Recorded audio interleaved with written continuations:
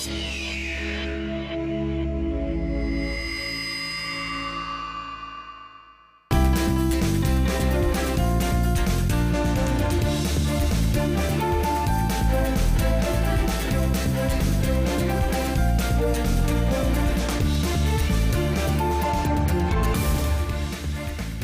París magnético llega al Museo Judío de Berlín.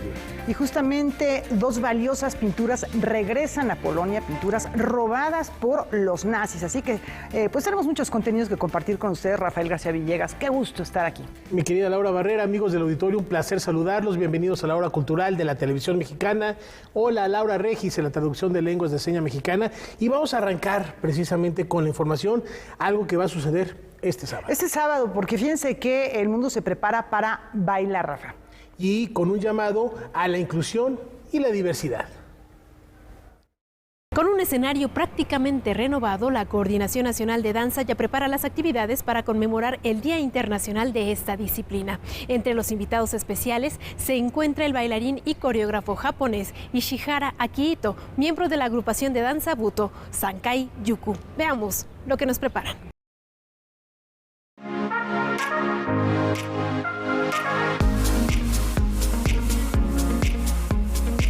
En esta cuestión de la inclusión y de la diversidad, pues estamos invitando no solamente a clásicos y contemporáneos o de danzas tradicionales, sino danzas del mundo, urbanos, pequeños, medianos y grandes formatos, es decir, una gran diversidad en formatos. El Día Internacional de la Danza se conmemorará el sábado 29 de abril en el Teatro de la Danza Guillermina Bravo del Centro Cultural del Bosque. Será una jornada maratónica de más de 12 horas que iniciará a las 10 de la mañana y estará integrada por 26 espectáculos dancísticos de entrada libre. Además, contará con la participación de 240 bailarinas y bailarines. Están participando las escuelas del Instituto Nacional de Bellas Artes y Literatura que están formando bailarines, las 5 escuelas, los 2 grupos artísticos que es Compañía Nacional de Danza y CEPRODAC. Tenemos una invitación especial al taller coreográfico de la UNAM. Con motivo de esta conmemoración, en el mes de abril la coordinación presentará propuestas coreográficas nacionales e internacionales, entre las que se encuentran el proyecto Espiral Quetzalcóatl, del bailarín mexicano Espartaco Martínez y del coreógrafo japonés Ishihara Akihito, así como la presentación de la compañía Katamon proveniente de Israel, que exhibirá el montaje en algún lugar. En el rubro nacional, por ejemplo, la compañía Barro Rojo ofrecerá funciones del programa titulado 41. Hay una gran también ya tendencia que nosotros fortalecemos mucho, incluso con los egresados de las escuelas de danza, hacia el trabajo transversal, es decir, hacia la interdisciplinaridad. Ese es otro reto. Todas las actividades pueden consultarlas en las plataformas digitales de la Coordinación Nacional de Danza. Además, se celebrará el Día del Niño. Hasta aquí la información. Nos vemos en la próxima. Las artes escénicas están de fiesta. Y el Círculo Teatral tiene preparadas varias sorpresas. Por este espacio han pasado actores y actrices como Ofelia Medina, Teresa Selma o Ignacio López Tarso. También se han montado los clásicos de la dramaturgia mundial, así como la dramaturgia nacional emergente. El Círculo Teatral llega a 19 años de existencia y lo conmemora con una amplia cartelera, así como lecturas en escena y conferencias magistrales. Iniciaremos con esto a partir del domingo 26 a las 6:30 de la tarde y bueno, hay una celebración que inicia con una ceremonia budista. Independientemente de la religión o de la creencia, me parece que es importante traer a un monje porque así reabrimos nosotros el espacio. Esta celebración también rendirá homenaje a personajes del teatro como Luisa Josefina Hernández y Arturo Nava. La cartelera incluirá montajes como Tilly Tilly Bomb, de la autoría de Alan Blasco, bajo la dirección de Víctor Carpinteiro, quien también continúa con su temporada de Las Criadas, texto de Jean Genet. Y Mi Cristo Roto, bajo la dirección de Lidia Sixtos y con la actuación de Alberto Mayagoitia, en una única función el domingo 2 de abril. Esto entre una amplia gama de montajes. como es la presentación también en este espacio, la Casa Estudio del Círculo Teatral, en donde alumnos inclusive se presentarán también en obras de 15 minutos. La gente irá circulando. Hemos puesto a este evento, le pusimos cuartos teatrales porque es en un cuarto de hora y es usando un cuarto del espacio. Aproximadamente unas 20-25 personas irán en cada cuarto, irán circulando a través de esta casa. Miguel Sabido ofrecerá una serie de 3 conferencias magistrales los sábados 9, 16 y 23 de abril a las 6 de la tarde. Buena parte de las actividades se concentran el domingo 26 y lunes 27 de marzo, este último día del teatro, y la fecha exacta en que en 2004 el Círculo Teatral inició actividades. El espacio ha enfrentado las afectaciones de su inmueble por los sismos de 2017 y el confinamiento sanitario. Pese a ello, Alberto Estrella afirma que hay que estar agradecido y se muestra con fe.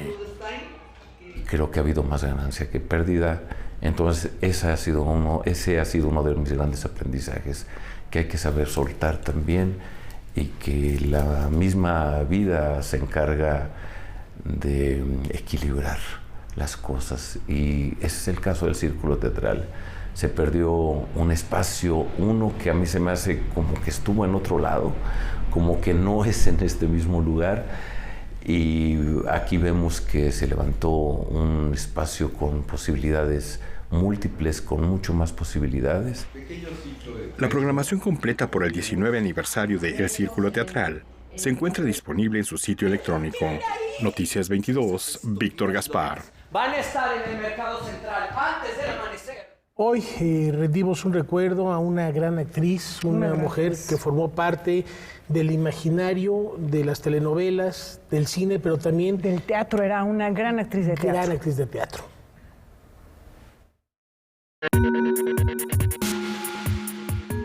Con una trayectoria enfocada a la televisión, la actriz Rebecca Jones falleció hoy a los 65 años. Estudió la carrera de actuación en la Universidad de California en Estados Unidos, pero desde la preparatoria se interesó por el arte dramático.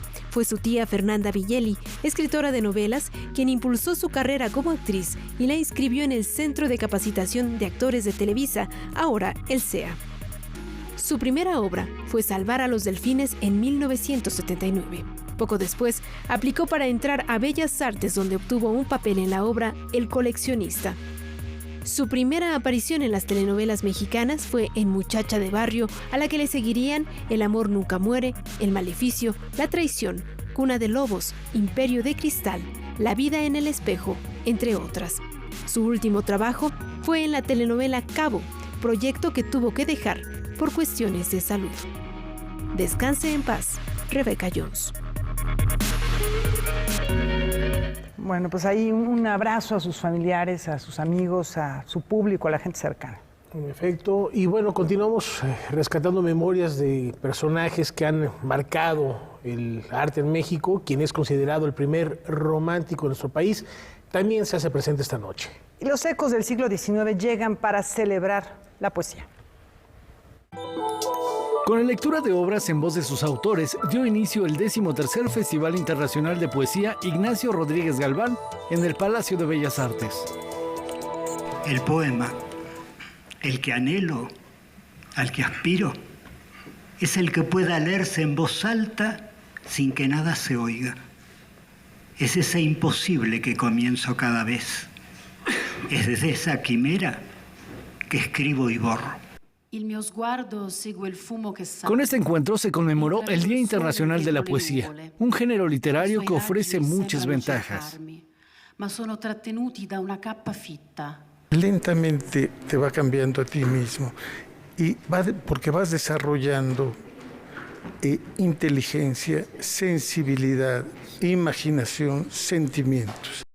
Leer poesía es fundamental para cambiar nuestra visión del mundo, porque pasamos por cosas que no reparamos, que pensamos que no son importantes en el cotidiano, y si hay un poema que habla de esas cosas, nuestra mirada cambia completamente. Durante la inauguración también participaron los escritores Raquel Lanceros, Singonia Singone, Emilio Coco y Jorge Contreras. cimiento de... Las actividades de este encuentro continuarán el próximo 24 de marzo en el Centro de Creación Literaria Javier Villaurrutia. Con imágenes de Daniel Rodríguez y Baldomero Ochoa, informó Óscar Cortés. Y bueno, vamos a seguir hablando de la lírica. Entre hilos poéticos, la Casa de Francia tiende su red. Y llega la noche ideal para dejarnos atrapar precisamente por la poesía. Como parte de las celebraciones del mes de la francofonía en México, se realizará la 8ª edición de la Noche de la Poesía, que este año tendrá como eje temático hilos poéticos. La actividad será organizada por dependencias como el Instituto Francés de América Latina, la Delegación General de Quebec en México y las embajadas de Francia, Bélgica, Canadá y Suiza. El objetivo de esta edición será que el público se deje envolver por los hilos poéticos creados por la habilidad para entrelazar palabras que van más allá de las fronteras. Con esta iniciativa, los asistentes podrán tejer recuerdos y bordar senderos hacia nuevas realidades. México, Acadia, Francia, Quebec y Bélgica se unirán formando telares de palabras y versos mediante lecturas, declamaciones, exposiciones, música y más actividades. La Noche de la Poesía tendrá lugar de manera presencial el jueves 23 de marzo, a partir de las 6 de la tarde y hasta la medianoche en la Casa de Francia, ubicada en la Colonia Juárez, en la Ciudad de México. La entrada será libre. Bueno, pues una noche para disfrutar. Hay muchas actividades, ya escucharon, 6 horas de pura poesía, con grandes poetas que estarán leyendo, declamando su obra y además también la obra de grandes clásicos. Y retomar el poder que tiene la palabra, pero de manera particular la palabra en la poesía, para entender, para abrazar el mundo, para reinterpretar lo que nos rodea y, ¿por qué no? De verdad es una gran herramienta de paz. El arte lírico. Y antes de la pausa les comentamos que hace unas horas, desde hace unas horas, a las 6 de la tarde, comenzó la inauguración en el Museo Nacional de Culturas Populares de la muestra Alberto Beltrán a 100 años de su natalicio, con la que se rinde tributo a quien fuera uno de los más destacados artistas gráficos del siglo pasado. En esta exposición habrá charlas, conversatorios, otras actividades con las que se honrarán sus aportes al registro de las culturas populares. Bueno, pues mañana les vamos a tener, ¿qué les parece? Todo el reporte completo. Por allá va a estar, o está de ponente ya Elena Poniatowska, en fin, importantes figuras que vale la pena que mañana les contemos ya con más detalle. Alberto Híjar también está por allá. Muy interesante lo que está pasando y las conversaciones, las ponencias son hoy y mañana, por eso les avisamos. Mañana se pueden dar una vuelta y aquí les tendremos el reporte completo de lo que suceda. Por lo pronto, volvemos en un instante.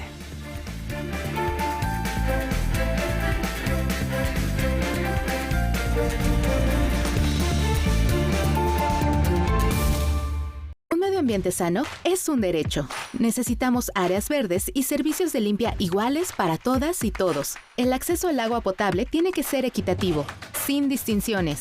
Eso es lo justo. En el Partido Verde trabajamos a favor de la justicia ambiental. Por eso hemos propuesto y logrado el 90% de las leyes ambientales y de protección a los animales de nuestro país. Y seguiremos trabajando por el derecho a un medio ambiente sano. Juntos podemos lograr un México más justo y más verde. Partido Verde. Hola, yo soy Sharon Ordóñez, directora del cortometraje Las Hermanas de la Noche, un documental que retrata la violencia que viven las trabajadoras sexuales trans en la Ciudad de México. Los invito a ver la muestra de mujeres en el cine y la televisión, en donde podrán ver los cortometrajes Magia Negra, Cuerpos Juzgados y Las Hermanas de la Noche. No se lo pierdan por Canal 22. Sábado, 22 horas.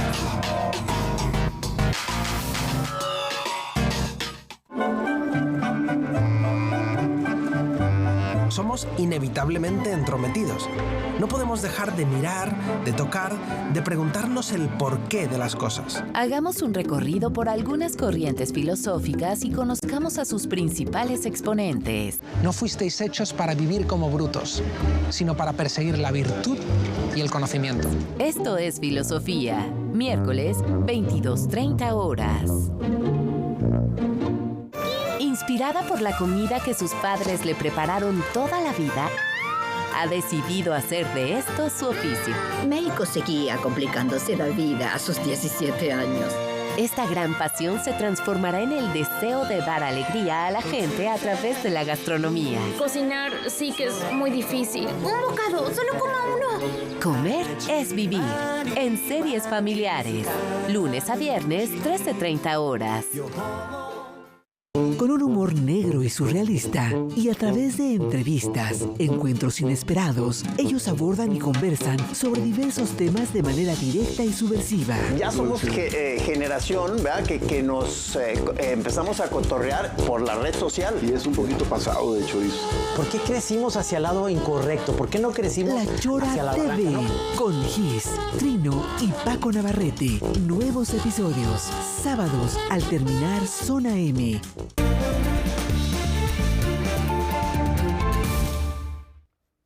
El cine es la herramienta para concientizar a la población sobre la vejez digna y las distintas perspectivas de las personas de la tercera edad. Vamos a ver más. Dedicada a la reflexión de las condiciones de vida de la población adulta mayor, llegó por primera vez a México el Festival de Cine Europeo de las Generaciones, cuya inauguración y arranque de actividades se realizó en el claustro de Sor Juana. Tiene como objetivo fomentar una perspectiva de la vejez más digna, más amable, una diversidad donde se pueda dibujar al adulto mayor desde todas sus perspectivas. En su primera edición ofrecerá 7 cortometrajes, 8 largometrajes y 3 documentales. Abordan diferentes perspectivas de la vejez, la familia, la demencia, el cuidado, la muerte, la soledad. Tenemos una diversidad bastante amplia sobre las perspectivas de la vejez. Tenemos películas mexicanas principalmente, argentinas, chilenas y alguna cooperación con España, más 2 películas alemanas. Las proyecciones serán gratuitas y se llevarán a cabo hasta el 30 de marzo en 2 ciudades. En la ciudad de Querétaro tenemos sedes que llamamos intergeneracionales, que son en la Cineteca de Querétaro y en la universidad. Mientras que en la Ciudad de México serán sede la Sala Julio Bracho del Centro Cultural Universitario de la UNAM, el Cinematógrafo del Chopo, el Instituto Goethe, así como los centros de cultura del INAPAM. Y bueno, esa es una de las intenciones del festival, ¿no? Buscar contextos, buscar pretextos. El cine es uno que nos permita pensar la vejez, pensar el envejecimiento, pero también la intergeneracionalidad, ¿no?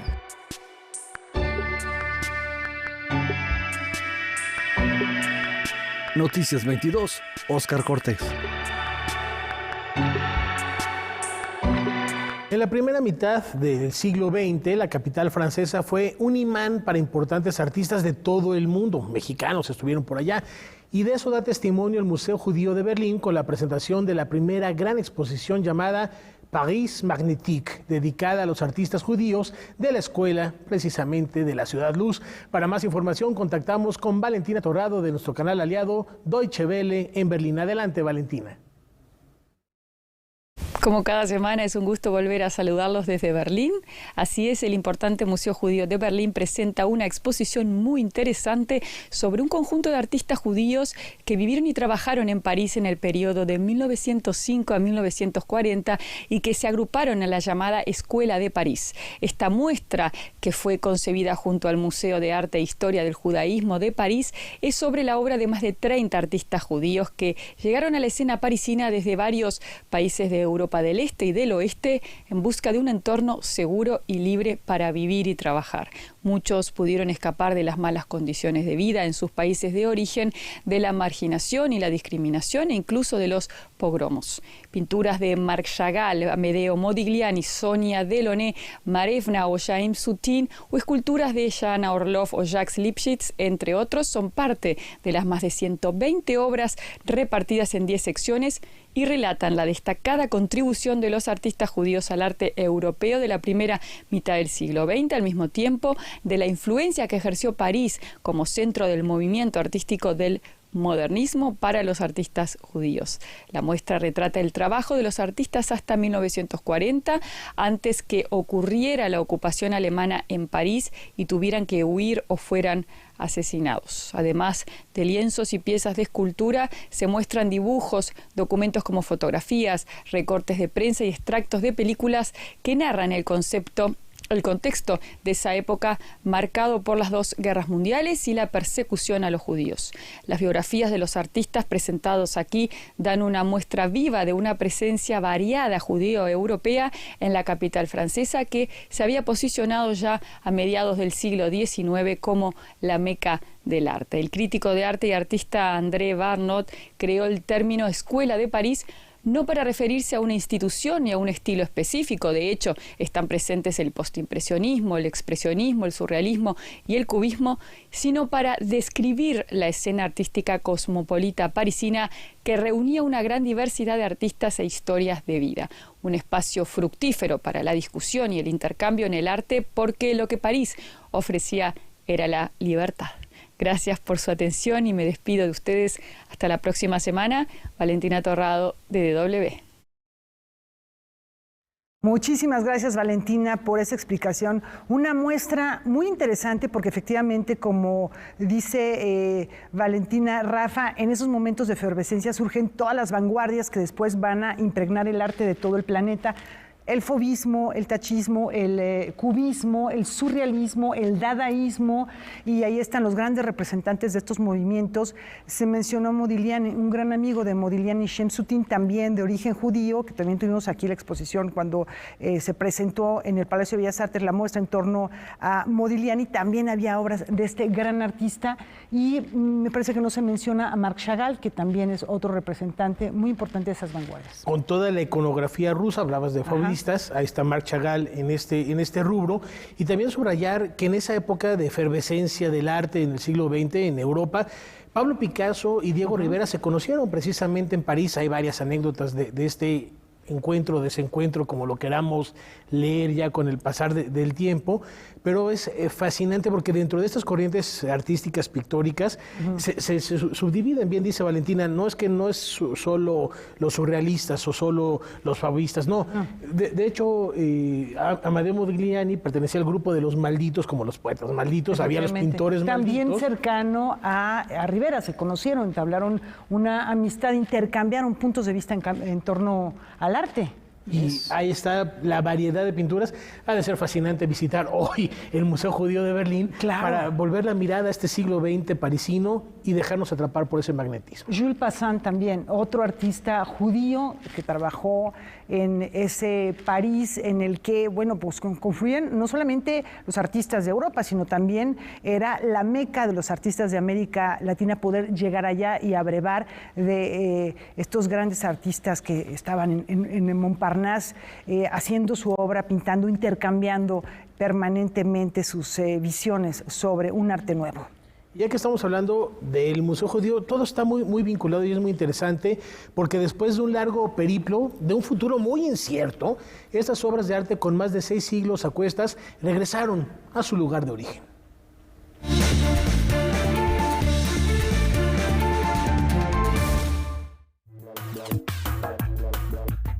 El Museo de Pontevedra en España devolvió 2 cuadros del siglo XV a las autoridades polacas después de que se determinó que las obras fueron saqueadas por las fuerzas alemanas nazis durante la Segunda Guerra Mundial. Las pinturas Mater Dolorosa y Esse Homo fueron entregadas por el Museo Gallego a una delegación del Ministerio de Cultura del país de Europa Oriental. Polonia perdió gran parte de su patrimonio cultural durante la Segunda Guerra Mundial y cerca de 500.000 de obras siguen desaparecidas. Los cuadros devueltos llevan en el Museo de Pontevedra desde 1994, aunque aparecieron en Madrid en 1973, cuando fueron adquiridos a un coleccionista privado.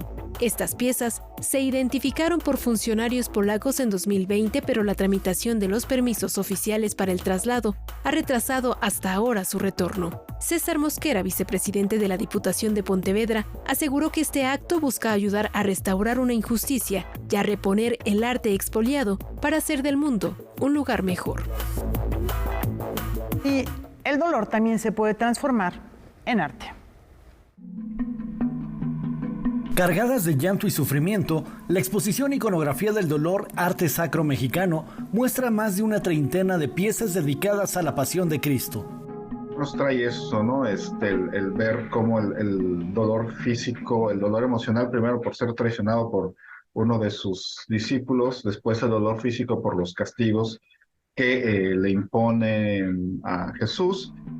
Jesús y María fueron los personajes principales que adornaron los templos y hogares que dedicaron espacios para la adoración en México entre los siglos XVI y XVIII, hasta que se fundó la Academia de San Carlos.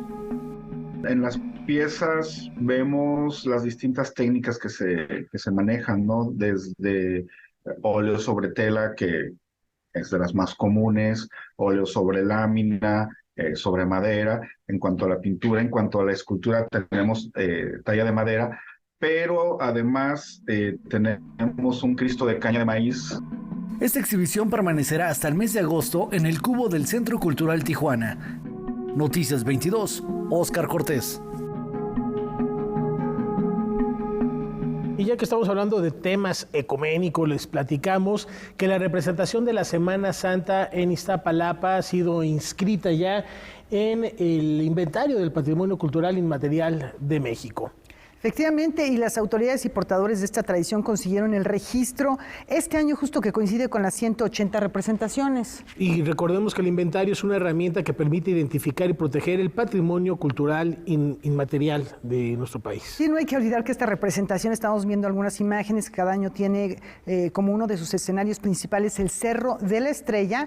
Se ha ganado un espacio en la cultura mexicana, nació como un agradecimiento de las y los pobladores de los 8 barrios originarios de Iztapalapa hacia el Señor de la Cuevita, el cual, de acuerdo con la creencia popular, detuvo las muertes causadas debido a la epidemia de cólera morbus que se desató en la Ciudad de México en 1833, siendo la primera vez que se llevó a cabo en el periodo de Semana Santa de 1843, es decir, 10 años después.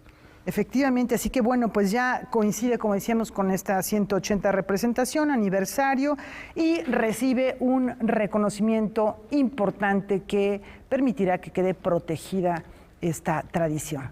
Bueno, otros temas. Los fenómenos migratorios se manifiestan entre sueños de ajolotes. Después de Rapsodia de los Solitarios, Thalía González presenta De cuando los ajolotes soñaban. En su nuevo texto teatral, la escritora y dramaturga mexicana vuelve la mirada a los migrantes de nuestro continente. La migración es un tema universal, casi como los universales shakespearianos, me atrevería a decir. Incluso que es tan natural e inevitable como la vida, como el amor, como la muerte. Migramos desde el vientre de nuestra madre afuera, migramos cuando nos emancipamos de papás por cualquier motivo. 6 aventureros distintos cruzarán el río Bravo por diferentes circunstancias, dejándonos ver que en ocasiones se deja el país natal por algo más complejo que el sueño americano.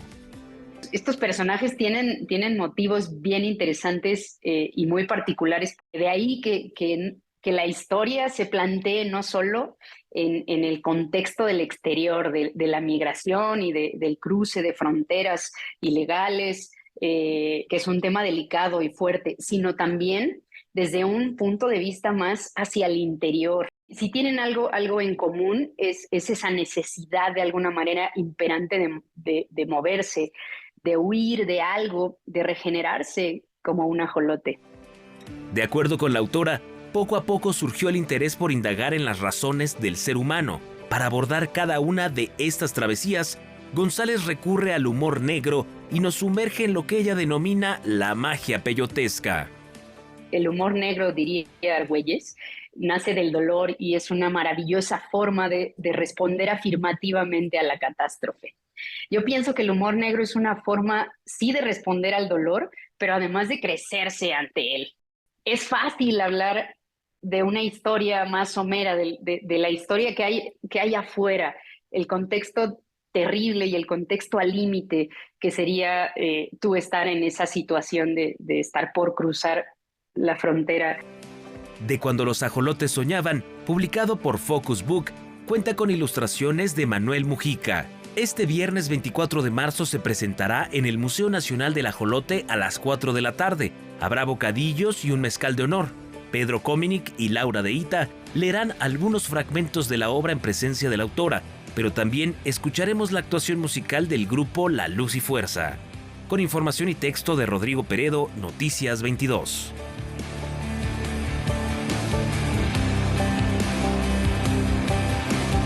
Esta noche en Debate 22, para hablar de trata de personas, Kimberly Armengol recibe al presidente del Consejo Ciudadano para la Seguridad y Justicia de la Ciudad de México, Salvador Guerrero Chiprés. No se pierdan esta charla al término de Noticias 22. Qué delicado tema. Qué grave tema. Y preocupante la situación que se vive, no solo en México, en el mundo.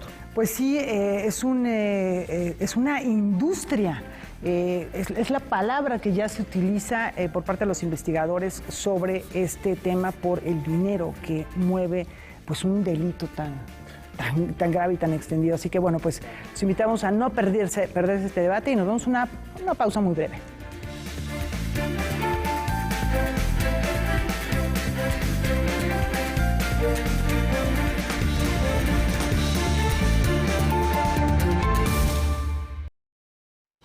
Aquí encontrarás grandes conversaciones, momentos entrañables, música y una alta dosis de humor y chacoteo. Un poquito tarde porque es que el metro se pasó el alto y luego lo detuvo la policía y le puso una infracción. Fernando Rivera Calderón, acompañado de Vilma, la inteligente chica de la pandilla de Scooby-Doo, y los músicos del Titanic le ponen ritmo al programa más emplumado de la televisión. Me Canso Ganso, jueves 21:30 horas por Canal 22. La cultura se ve en todas partes. Esto es un incunable, es decir, este es un libro que fue impreso, particularmente en 1484. La palabra incunable significa en la cuna y fue acuñada en el año de 1640 para referirse a los libros creados en esa franja de 5 décadas desde que apareció la imprenta de Gutenberg, alrededor de 1453 hasta 1500. Estos volúmenes son considerados objetos excepcionales y el Fondo Reservado de la Biblioteca Nacional en la UNAM tiene una colección de ellos, los cuales son consultados escasamente y solo por especialistas. La Biblioteca Nacional hoy tiene una colección de incunables que está formada por alrededor de 173 piezas en términos físicos, de unidades físicas, pero que tiene 181, 182 títulos, en donde en un solo volumen puedes encontrar 3 o 4 obras, ¿no? Que pueden ser del mismo autor o del mismo tema. Se trata de un acervo que lleva 3 siglos en formación y que podría seguir creciendo. 60% de la colección de incunables fue adquirida a partir del siglo XIX. Para los bibliófilos son tesoros invaluables, pues si el libro fuera un ser vivo, decir incunable sería referirnos a su primera infancia, una donde empieza a adquirir su apariencia actual, pero a la que aún le falta desarrollar sus características adultas. Los 173 incunables de la Biblioteca Nacional nos hablan de un mundo muy diferente al actual, donde los objetos estaban hechos para durar. Los cuidados que requiere este material son mínimos y derivan de su propia naturaleza, cosa que no sucede con el libro moderno. Pese a la resistencia que le dan sus hojas de trapo y manufactura artesanal, los incunables de la UNAM muestran marcas del tiempo, algo que a decir de Alberto Partida no debemos esconder cosméticamente, sino investigar, pues eso nos aporta información que va más allá del texto impreso. Eso refleja que el libro fue consultado, fue leído, fue útil, transmitió el mensaje y todo eso ha dejado testimonio.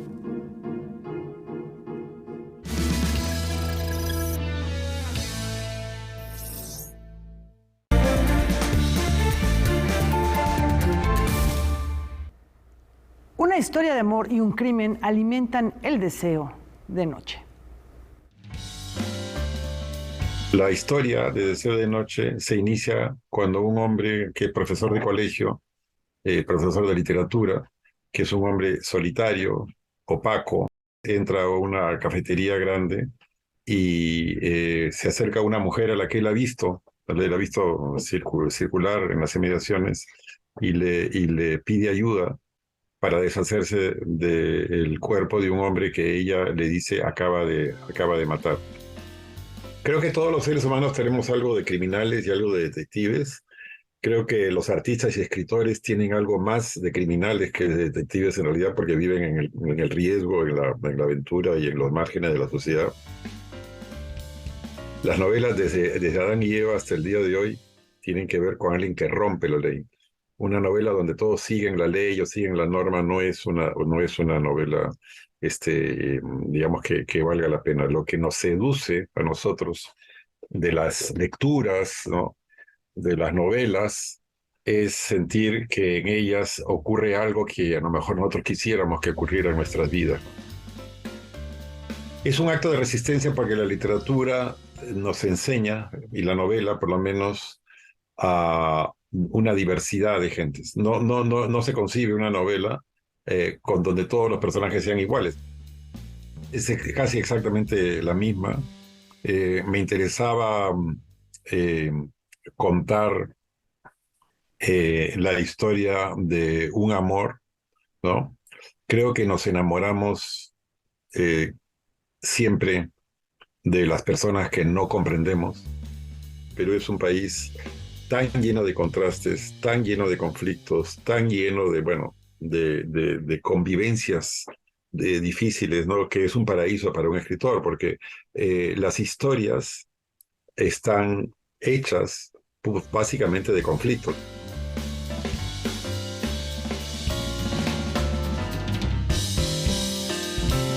Ahora, ¿qué les parece si navegamos por las corrientes del Pacífico?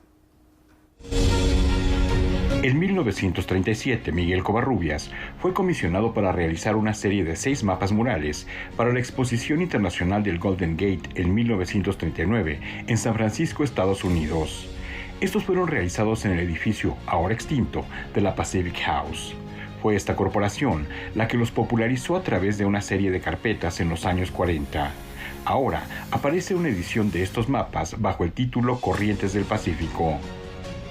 Tenía como intención, mostrar una cara unificada y autónoma de los pueblos del Pacífico, de cara a la amenaza de la guerra un poco, aunque no se dijera tal cual, que enfrentaba Europa en esos momentos, ¿no?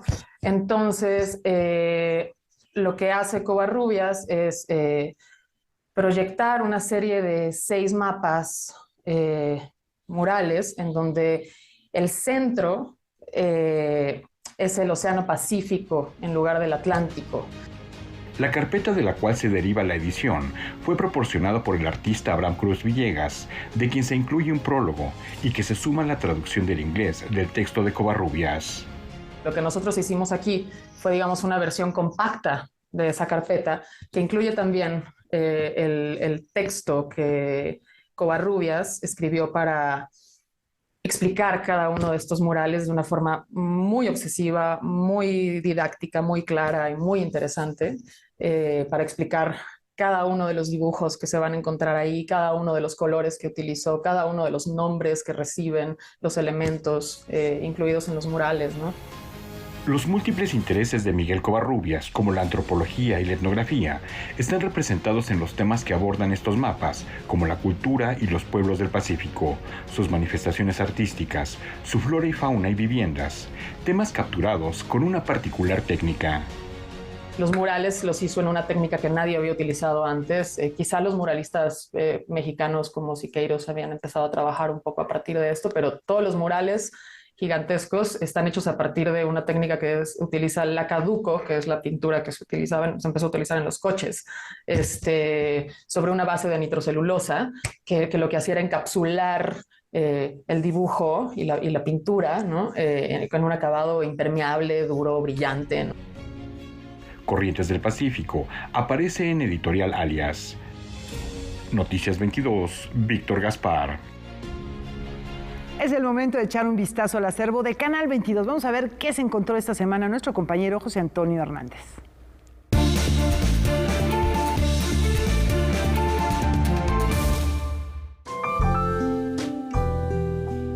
Escritor y poeta colombiano, autor destacado por una característica combinación de lírica y narrativa. Resaltaba por la riqueza verbal de su producción, aunque para sorpresa de muchos, no acabó el bachillerato. Es Álvaro Mutis. Yo quiero leer, yo no puedo perder el tiempo estudiando, le dije. Y entonces me miró como si yo estuviera loco y de pronto entendió y me dijo, mira, tienes razón, déjame, yo hablo con tu mamá y no estudies más porque realmente debe ser para ti un suplicio. Le dije, sí, es un suplicio. Lo que no le confesé es que en ese momento lo que estaba arruinando mi bachillerato era mi afición al billar, que adoro, y la poesía. Mutis viajó a México en 1956 y desde entonces se convirtió en su lugar de residencia. Se vinculó de lleno a la vida cultural mexicana y se hizo amigo de Elena Poniatowska, Octavio Paz, Juan José Arreola, Juan Rulfo y Carlos Fuentes, entre otros. Elena Poniatowska visitó a Mutis en la cárcel y mantuvo una relación cercana con él e intercambiaron decenas de cartas mientras él estuvo en Lecumberri. Fueron tantos los mensajes que se cambiaron que Poniatowska publicó un libro llamado Cartas de Álvaro Mutis a Elena Poniatowska, donde ella destaca el lado emotivo de Mutis a través de un testimonio sobre sus historias y experiencias de desconsuelo en aquel lugar. El primer chingadazo tremendo es en el momento en que entras y los detectives te entregan, cierran la puerta de la prisión y abren la reja y los presos que están cerca gritan, ¡ya parió la leona! Y entras. Y ahí lo primero que sentí fue, yo quiero que me traigan a mi mamá. Su alter ego era Macrol. Su obra fue reconocida con galardones como el Príncipe de Asturias y el Premio Cervantes. Yo no le temo a esos regresos al pasado porque yo creo que la profesión de escribir te obliga a remitirte siempre al pasado y a conservarlo vivo. Si no, estás perdido. Ayer me decía alguien una cosa muy bonita, dice, hay gente que ha perdido su juventud, se la pierde en la memoria. Álvaro Mutis murió el 22 de septiembre de 2013 en México, donde residió más de 50 años. Noticias 22, José Antonio Hernández. Los estándares de belleza van cambiando con el tiempo, pero esto también puede venir de la mano con grandes sacrificios. Vamos a conocer algunos de ellos. En el Renacimiento, el ideal de la belleza femenina se basaba en las curvas amplias, pero este ideal ha cambiado con el tiempo y en las últimas décadas está definido por la delgadez, publicó recientemente The Economist. Al menos en las naciones desarrolladas, la presión que sufren las mujeres por parecerse a este ideal es inmensa e implica costos enormes en dinero, esfuerzo y energía. Y aunque eventualmente todas las mujeres reconocen la importancia depositada sobre sus cuerpos, también reconocen que no hay nada que se pueda hacer al respecto y que incluso es imposible imaginar un mundo distinto, señala la publicación. De hecho, la evidencia muestra la interacción entre peso corporal e ingresos. En Estados Unidos, Gran Bretaña, Alemania y países asiáticos, las mujeres ricas son mucho más delgadas que las mujeres pobres, mientras que los hombres ricos son tan gordos como los hombres pobres. Otros estudios muestran que a las mujeres obesas les pagan 10% menos que a sus colegas delgadas en Estados Unidos, Gran Bretaña, Canadá, Dinamarca, mientras hay muy poca diferencia en lo que se les paga a hombres obesos y hombres de rango médico normal. Según The Economist, la discriminación contra las mujeres con sobrepeso no ha disminuido, aunque se ha vuelto más normal tenerlo, y la delgadez se ha vuelto crecientemente rara. Otros estudios muestran que la discriminación por raza, sexo y orientación sexual ha caído en la última década, mientras que la discriminación por peso es la excepción y las actitudes son más negativas. El punto es que las mujeres y niñas sienten la presión de ser delgadas y sufren de baja autoestima cuando no lo son. Por eso, parece económicamente racional perseguir ser delgadas. Así es que, aunque el sistema pretende combatir la tiranía de la mujer ideal, más bien la ha afianzado y la ha hecho más complicada. La percepción de que se tiene control total del peso está equivocada. Si así fuera, todas las mujeres lograrían tener el peso que la sociedad demanda. En contraste, hay miles de personas que han tratado toda su vida de perder peso, fallando y culpándose a ellas mismas. Según algunas encuestas, desde los 6 años las niñas reconocen que se espera que sean delgadas. Ante ello, no extraña que, en la adolescencia, se transmitan la bulimia y anorexia de unas a otras como si fueran virus. La tragedia es que no hay escape, sentencia The Economist, de una manera muy negativa, ¿no cree? Para Noticias 22, Katia León Monterrubio.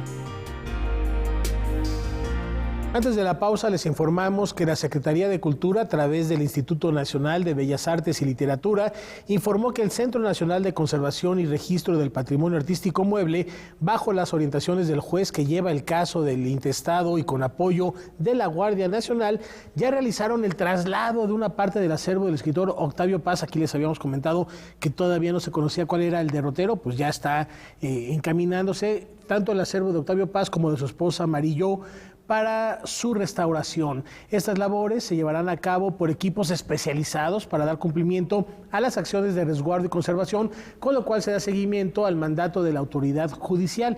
Por supuesto, conforme se vayan dando más datos acerca de este traslado, Laura, lo iremos informando, porque como es un caso judicial, tampoco se pueden tener las imágenes ahorita por cuestión... Porque está en proceso. Literal de derechos. Sí, así. Efectivamente. Ya una vez que haya una resolución, bueno, pues ya será diferente, pero estaremos muy al pendiente de esta información.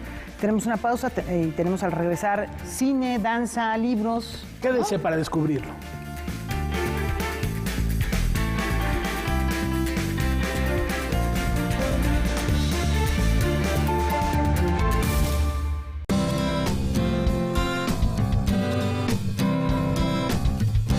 Como audiencia, tienes derechos. Debes conocerlos para poder ejercerlos y ser parte de los televidentes críticos y participativos. Es muy importante que sepas que la televisora debe respetar los horarios anunciados en su programación, tener acceso a la misma calidad y niveles de audio y video. Para más información, consulta la página de defensoría.canal22.org.mx.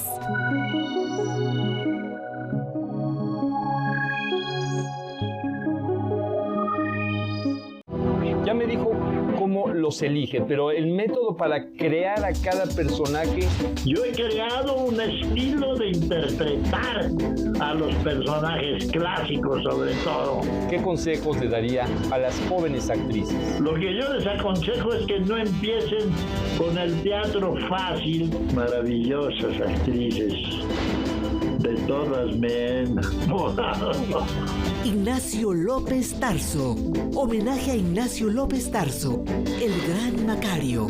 Pantalla de Cristal, segunda parte, miércoles, 21:30. Yo hice de las primeras series de televisión con Sherlock Holmes, haciendo yo Sherlock Holmes. El teatro sigue. Mira, para el actor, el teatro es el gran alimento espiritual. Una sola vez con Buñuel. El primer contacto con él fue de lo más áspero. No sé cuántos fueron, pero cientos de personajes. Cientos de personajes, muy diferentes unos de otros. Silvia Lemus platica con Ignacio López Tarso. Tercera parte, homenaje a Ignacio López Tarso, el gran Macario. Tratos y retratos, miércoles, 22:00. Hoy en punto de las 9 de la noche vamos a hablar de trata de personas. ¿Qué es la trata de personas? Son estos individuos que son secuestrados, privados de la libertad, ya sea por coerción, por falso enamoramiento, pero también con violencia y secuestro. Generalmente los ponen a dedicarse a la prostitución o a la esclavitud sexual, aunque también está la explotación laboral y la mendicidad. Hoy vamos a hablar de este tema, cómo está la trata de personas en México. A las 9, los espero. Hoy, 21:00. Hoy es Día Mundial del Agua. Veamos.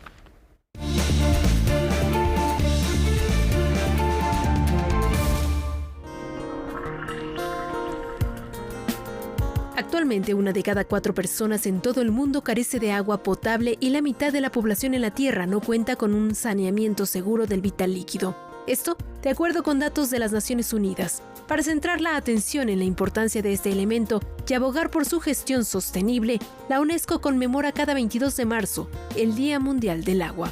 En 2015, el mundo se comprometió con el Objetivo de Desarrollo Sostenible 6 como parte de la Agenda 2030. La promesa fue que todos tendrían agua y saneamiento gestionados de forma segura para el 2030. Al día de hoy, este anhelo está muy lejos de alcanzarse. Desde la salud hasta el hambre, desde la igualdad de género hasta las áreas laborales, pasando por la educación, la industria, los desastres naturales y la falta de paz, son problemas que atraviesan el ciclo del vital líquido.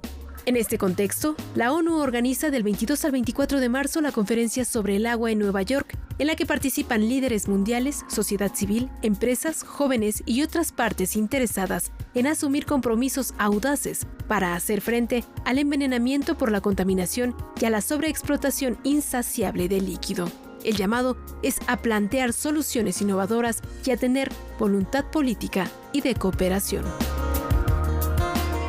Parece lugar común, pero no está de más reiterarlo, hay que cuidar el agua y no solo, ya lo escuchamos en la nota, no solo se trata de evitar que se desperdicie, sino también de evitar que se contamine. La gran mayoría del agua en el planeta no es de consumo humano.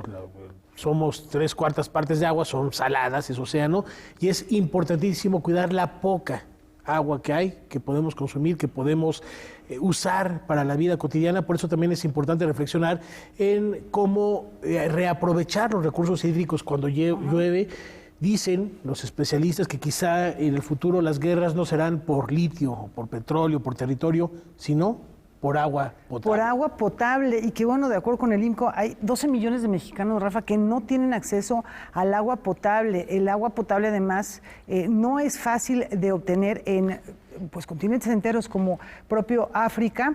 La mayor cantidad de enfermedades se transmiten por medio del agua. Tener un agua en condiciones de ser utilizada por el ser humano no es una tarea sencilla. Hemos visto proyectos, el mismo Bill Gates ha invertido millones y millones de dólares para tratar de encontrar sistemas de purificación de agua en África, y es algo que no se ha podido resolver. No es sencillo, tiene que ver con aspectos sociales, económicos, culturales. Así que bueno, lo que podemos hacer, quienes tenemos acceso al agua potable, lo mínimo es cuidarla.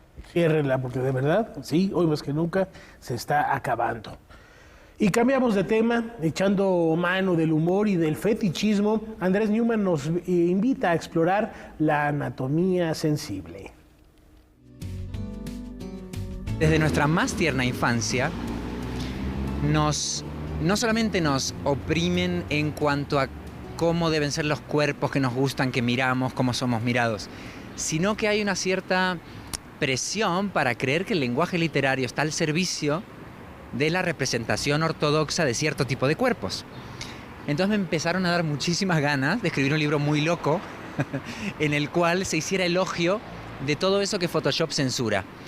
Elogios de las arrugas, odas a las estrías, celebraciones de la gordura, dignificación de los cuerpos ancianos.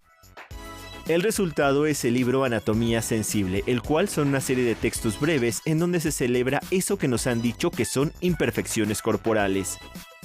El humor y el fetichismo son parte importante de este libro, pero no el fetichismo clásico del zapato de tacón y la media de seda, ¿no? Y además el fetichismo siempre de un hombre mirando a una mujer, sino un fetichismo mucho más alucinado y mucho más amplio, ¿no? El fetichismo de pronto del codo. ¿Qué pasa con el fetichismo de los ombligos peludos, ¿no?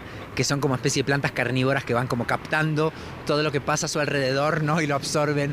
Hay tantos, digamos, puntos de pudor, ¿no? De complejo. Todo el mundo todos tenemos complejos con respecto a alguna parte o muchas de nuestro cuerpo, o deseos de otra cosa. Publicado por Páginas de Espuma, el libro muestra cómo su autor echa mano de la filosofía, literatura e historia para hablar del ano, el ombligo, el pecho, los órganos sexuales, las orejas, la nariz, pero sobre todo es una invitación para dejar de usar filtros, compartir nuestra imagen real y combatir esa falsa idea de belleza y perfección corporal.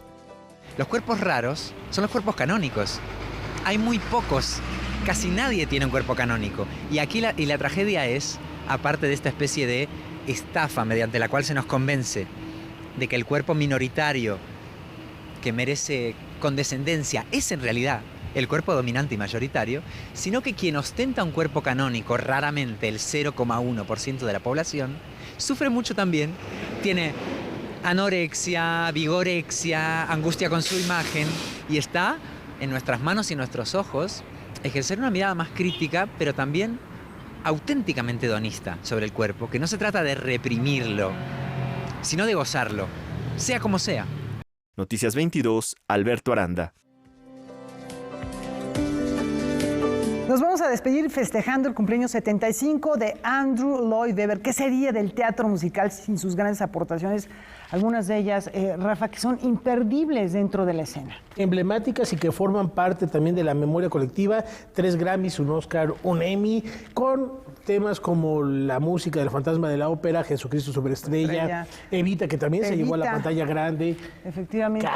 Cats, gran obra, y que además, más allá de las representaciones, hay piezas musicales como Memory, como No llores por mi Argentina, que son pues emblemáticas ya más allá de los escenarios. La música de la oscuridad.